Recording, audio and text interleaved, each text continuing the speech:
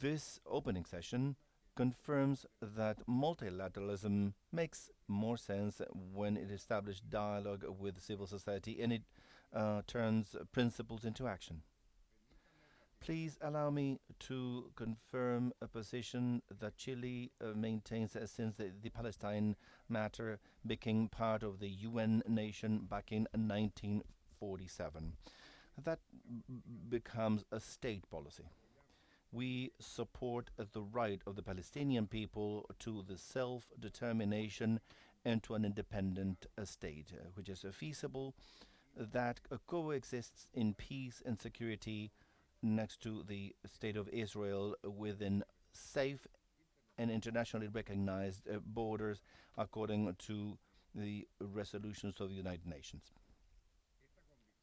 This conviction encompasses the entirety of the Palestinian territory, the West Bank, East Jerusalem, and it requires the respect of humanitarian um, respect from all parts. We condemn the Hamas terrorist attacks, and therefore we reject the disproportionate use and all practices that go against international legality.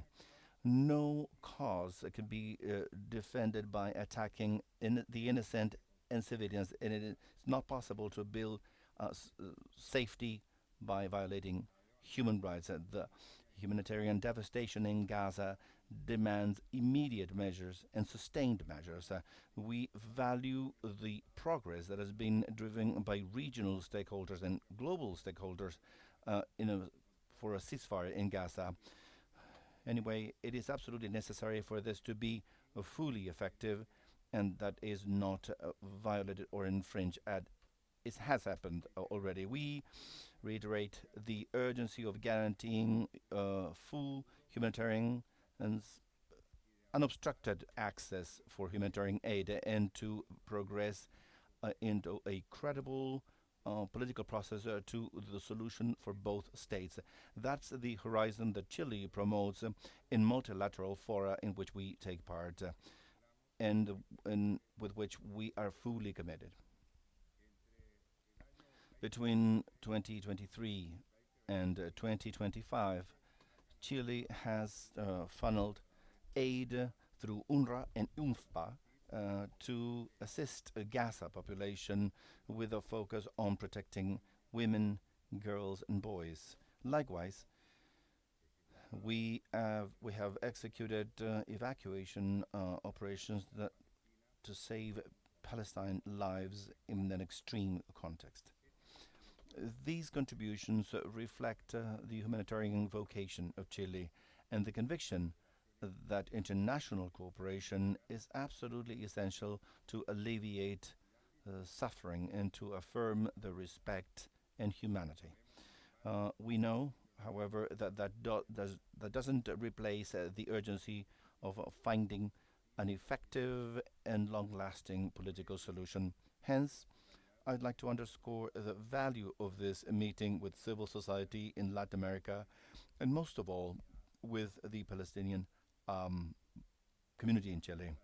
Latin America knows, because of its own history, the power of human bonds to rebuild the social fabric and laying bridges and to foster a culture of peace that transcends borders. Multilateralism is the right channel to transform that experience into results, better coordinate help, protecting the civilian population, and sustaining a serious and consistent political path. It is a duty of the international community and of our societies to support the recovery and the healing in Gaza and to open up roads that will enable two peoples to live in peace and with equal rights. And in that effort, civil society and the Palestine community are absolutely necessary allies. And the committee that is here today with us, a key partner to keep the topic on the agenda and to translate the international regulations into effective protection. Um, Thank you for bringing this conversation to the region. and for reminding us that multilateralism only makes sense if it improves the lives of people. Chile will continue to act constructively, absolutely convinced that a stable and equitable peace demands the full respect of the rights of the Palestinian people and its recognition of the right of Israel to their safety as well. Thank you very much and lots of success during this consultation process.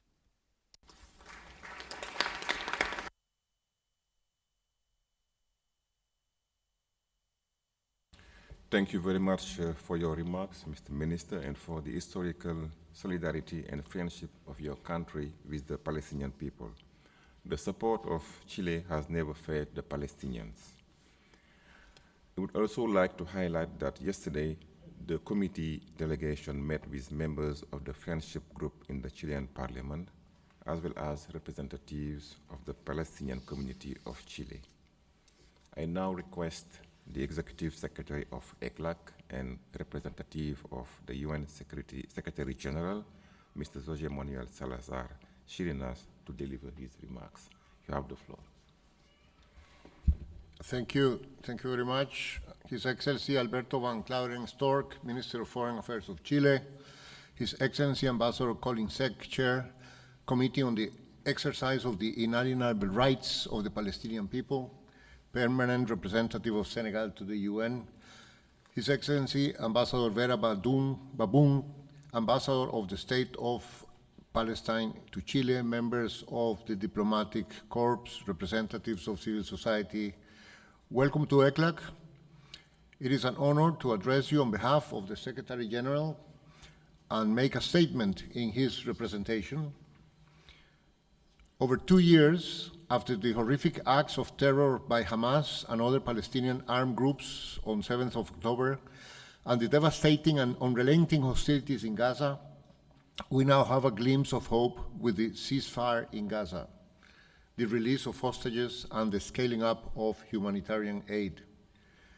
I commend the diplomatic efforts of the United States, Qatar, Egypt, and Turkey in brokering this desperately needed breakthrough, based on the proposal put forward by President Donald Trump. These efforts mark an essential first step in silencing the guns, ending the suffering, and restoring basic human dignity. It is an opportunity to chart a new course, but the needs remain vast and sustained access and funding are critical.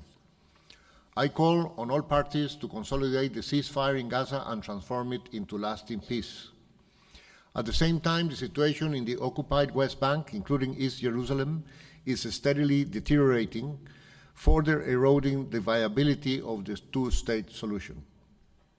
Relentless settlement expansion and proliferation of outspots, de facto annexation, forced displacement, deadly violence, including by settlers, have entrenched an unlawful Israeli occupation.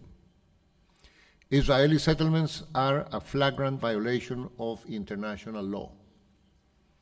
Israel is under an obligation to immediately cease settlement activities and end its unlawful presence in the occupied Palestinian territory, as declared by the International Court of Justice in its advisory opinion of 19th of July 2024. The illegal occupation must end. And we must support Palestinian institutions, foremost the Palestinian Authority, politically and financially, to carry out essential reforms and ensure fiscal stability to preserve its viability. The high-level international conference for the peaceful settlement of the question of Palestine and the implementation of the two-state solution, culminating in the New York Declaration endorsed by an overwhelming majority of the General Assembly, was a significant development. I call on the international community to seize this momentum and to mobilize the political will and resources for tangible, irreversible steps for an end to the occupation and the achievement of the two-state solution.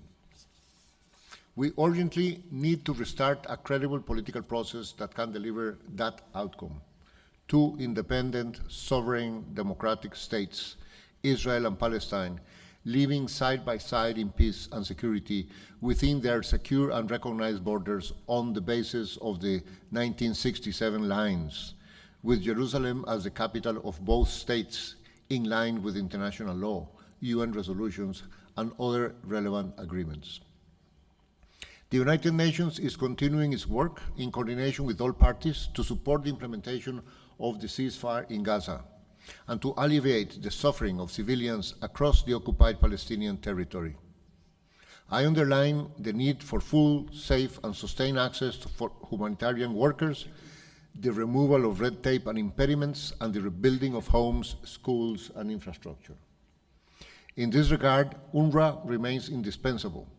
Its mandated role in supporting Palestine refugees must be respected. I welcome the ICJ advisory opinion of 22nd of October 2025 on obligations of Israel in relation to the presence and activities of the United Nations, other international organizations, and third states in relation to the occupied Palestinian territory, which reaffirms several fundamental obligations of Israel under international law. The impact of this opinion will be decisive to improve the tragic situation in Gaza. In these efforts, as in all the work of the United Nations, be it focused on peace and security, social progress, better living standards, and human rights, we partner with civil society and their organizations. Indeed, we rely on them, on you, to collectively achieve our goals. I salute civil society activists tirelessly providing humanitarian assistance to those in need, caring for refugees traumatized by violence, demanding adherence to international law, and those continuing to advocate for a peaceful resolution in this conflict. The United Nations will continue to do everything possible to support a peaceful resolution of the question of Palestine, including through the efforts of the United Nations Special Coordinator for the Middle East Peace Process. We appreciate the United Nations Committee on the exercise of the inalienable rights of the Palestinian people and its important mandate, including outreach to our civil society partners in efforts towards realizing Palestinian self-determination and return, and to achieving the two-state solution on the basis of the pre-1967 lines. Thank you. Thank you, Mr. Salazar Chirinas, for those strong words and for the support of the United Nations to the Palestinian people. The committee seconds the Secretary General's urgent call to restart a credible political process that can deliver a two-state solution based on 1967 borders, with Jerusalem is as the capital of both Israel and Palestine. We, as the General Assembly mandated committee and as member state, will continue to work relentlessly to achieve this goal. I will now deliver remarks in my capacity as chair of the United Nations Committee for the Exercise of the Inalienable Rights of the Palestinian People. Excellencies, chairs, ladies and gentlemen, we gather today in Chile, the home to the largest Palestinian community outside the Middle East. More than a decade ago, Chile officially recognized the state of Palestine as a free, democratic, independent, and sovereign state, politically consolidating the traditional relationship of friendship between the two peoples. Chile also co-sponsors UN General Assembly Resolution 6719, adopted on November 29, 2012, recognizing Palestine as a non-member observer state in the United Nations, a status that it enjoys to this day, pending its recognition as a full-fledged member. These are only a few instances of the exemplary support that Chile has extended to Palestine and the work of the committee. It was therefore a natural choice of location for these consultations. Moreover, the Palestinian community and civil society organizations have made important efforts to organize high-level visits to the occupied Palestinian territory and cultural and political events to raise awareness about the lived reality in the Palestinian people and the occupied territory and impacts of the war on Gaza and Israel's illegal occupation as a whole. With nearly 2 years of the devastating Israeli war in Gaza, the violence deepened across the occupied Palestinian territory with grave threats to regional peace and security. The catastrophic humanitarian crisis, compounded with Israel's endless siege and impediment on the safe and hindered passage of humanitarian assistance, had left countless Palestinians trapped under bombardment and deprived of food, shelter, and medicine for far too long. The announcement of the ceasefire on September 30 has brought back a glimmer of hope and encouraged all of us at the United Nations to remain steadfast in supporting all efforts to ease the tremendous suffering caused by this conflict and to promote peace and stability for people of Palestine and across the region. We must not forget international law continues to be ignored by Israel, impunity prevails, and the credibility of the international community and international norms for conflict prevention and resolution are undermined. In the occupied West Bank, including East Jerusalem, continuing displacement, dispossession, settler violence, de facto annexation, and the expansion of illegal settlements, particularly in the E1 area, are eroding the viability of the two-state solution. Yet, as stated, glimmers of hope have re-emerged with important member states' initiatives, namely the high-level conference on the peaceful settlement on the question of Palestine and the implementation of the two-state solution, co-chaired by France and Saudi Arabia. The committee welcomed this political momentum for peace and endorsed the New York Declaration. On 22nd September, the conference concluded with groundbreaking momentum as 10 countries, including 2 permanent members of the Security Council, recognized the State of Palestine.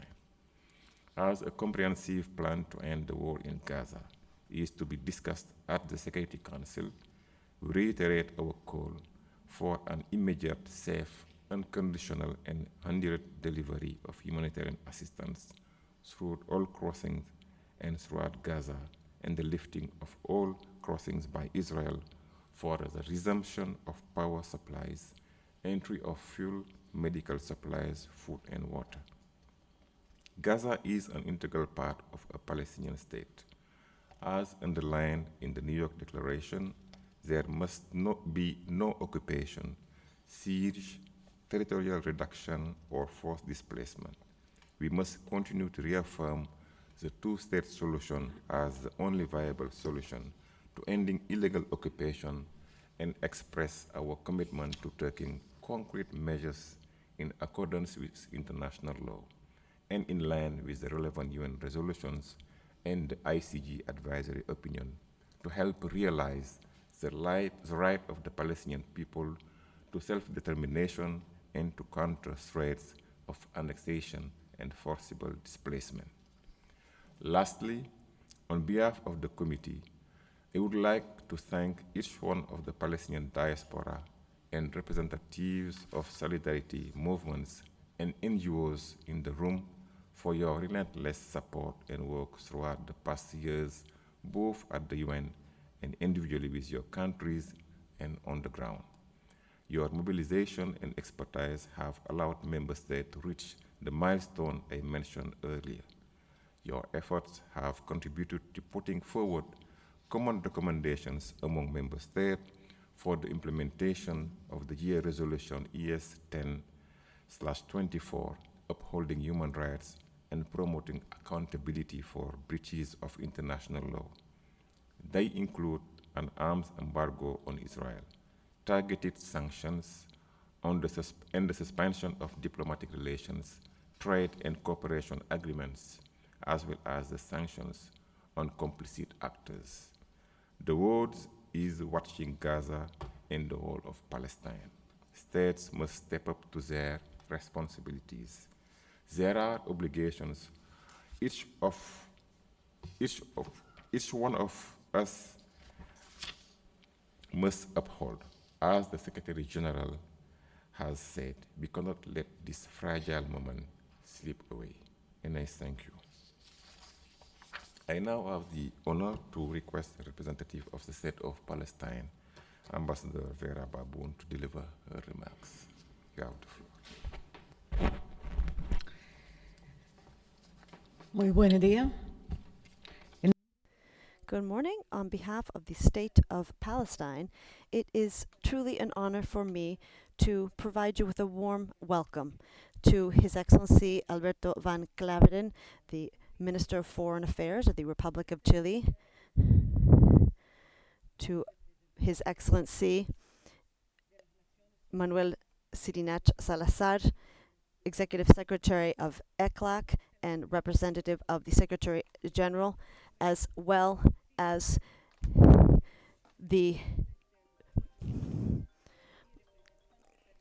Mr. Kolisek, the representative of the Committee on the Exercise of the Inalienable Rights of the Palestine people, and others, as well as Mr. Senor Maurice Haris, the president of the Palestine community in Chile. I would also like to express warm welcome to the ambassadors, diplomatic corps, senators, members of the Palestine community in Chile and Latin America, members of civil society, and all other individuals taking part in this distinguished event at a very decisive, transcendental moment for the Palestinian cause. It is not by chance that this convention is being held in Chile, a firm defender of justice, freedom, and the sovereignty of the Palestinian state. Chile co-sponsored Resolution 7719 from UN's General Assembly. It has adopted concrete measures against that occupation. This affirms the Chilean commitment towards international law, the bi-state, two-state solution, and the lasting peace for that region.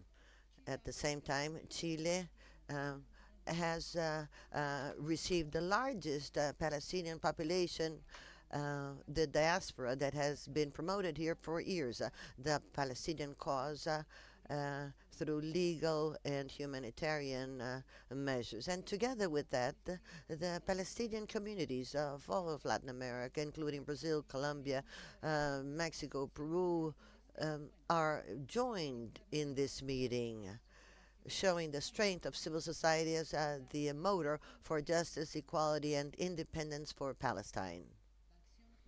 The legal action that was undertaken by civil society in Chile at the International Court of Law against Israeli leaders such as Netanyahu for crimes committed in Gaza, is led by a group of Chilean attorneys from the Palestinian group and from the society at large, are an example of the deep solidarity and commitment that is shown by the Chilean and Palestinian societies towards justice and human rights.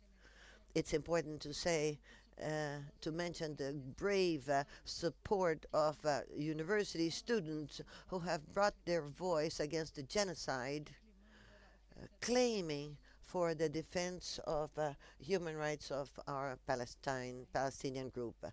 Dear ladies and gentlemen, 77 years after the creation of Palestine, 58 years under occupation, and after these years of an unending genocide and terrible occupation against Gaza, Palestine is now going through tremendous destruction, a tremendous injustice that still has not been solved. In Gaza, mankind is on the verge of full annihilation.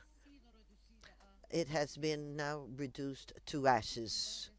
The cities have been destroyed, hospitals have been destroyed as well, and the people is caught between harassment and their destruction. This requires a human consciousness. No ceasefire can have any meaning while this siege still crushes every kind of life and is a consistent risk. Gaza does not need a temporary relief. It needs to be released from this collective punishment that has left the people without any kind of hope. The West Bank. The West Bank still suffers a tremendous escalation of violence and oppression. The military incursions of Israelis, the destruction of movement, the attack towards settlers, and the land occupation has reached record levels. One of the most alarming developments has to do with the E1 project. If it is to be implemented, it would isolate the West Bank. It would not allow for the essential territorial continuity for a future Palestine state. This consolidates the fragmentation and the control, the recognition of the Palestinian state, reaffirming that if West Bank and Jerusalem are part of the occupied territory, that would be reinforcing the diplomacy against the attempts at annexation and settlements. Even of greater concern, this bill that has just been approved on a first reading by the Israeli Knesset uh, brings in the death sentence for these settlers. They themselves, more than 11,000 political Palestine prisoners, are facing systematic torture, inhuman treatment, and serious violations of the humanitarian international law in the Israeli jails. There is abuse that is documented by international organizations and that have been confirmed by the very witnesses themselves. We cannot forget that the international law is still there. It is still being ignored by the Israeli occupying state. So the impunity prevails and it undermines the credibility of that nation and the very rules that were created for the solution of dispute. These violations, without any accountability, erode the faith in the world's governance, showing a very dangerous double standard that threatens the future of Palestine and also the integrity of international order. In the midst of tremendous suffering, the call to justice persists. That is why the Palestinian state reaffirms the need to continue the international momentum that followed the recognition of the Palestinian state and the adoption of New York's declaration. During the General Assembly's meetings, under the leadership of Saudi Arabia and France, that road is still essential for the implementation of the two-state solution, creating the independence of Palestine that includes Gaza, West Bank, and East Jerusalem as capital. In as much as the Security Council is preparing to debate plans to put an end to Gaza. That's the first part. After the results of the Peace Summit on Gaza 2025, we reaffirm that Gaza is inseparable from the Palestinian state, and its reincorporation must be an integral part of a wider search for justice and sovereignty. The two-state solution continues to be the only viable framework, the only fair one for a long-lasting peace for both nations and for the region. We must put an end to the illegal occupation, ensuring the Palestinian people their right to self-determination and self-government under the guiding principle of New York's Declaration, that is a state, a government, a law, and one weapon.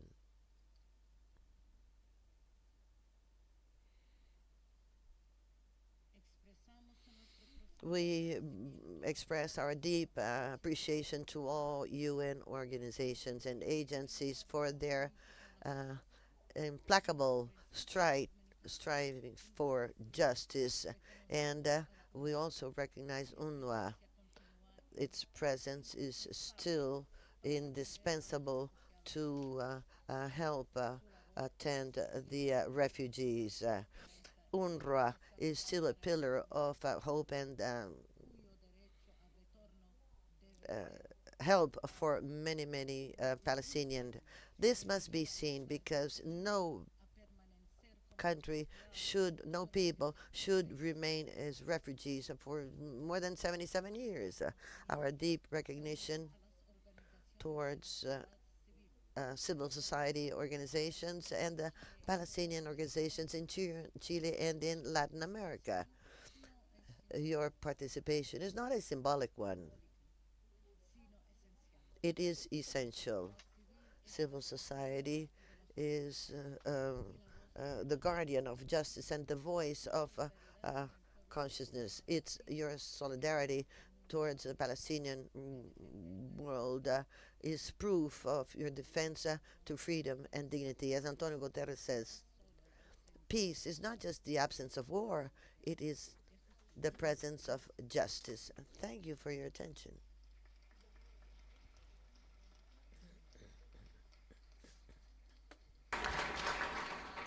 Thank you, Ambassador Baboon, for your remarks. Today's gathering indeed stands as a clear testament to the broad and unwavering support of the international community and civil society organizations for the Palestinian people in their pursuit of freedom and a just resolution to the question of Palestine. Excellencies, distinguished delegates, ladies and gentlemen, we have now reached the end of the opening session. In the interest of time and to facilitate a substantive and engaging exchange during the panel discussions, we invite representatives of member and observer states as well as intergovernmental organizations who have prepared statements to kindly transmit their text to the Division for the Palestinian Rights of the United Nations Secretariat. These submissions will be published on the committee's official website. We will resume in 10 minutes. Thank you very much.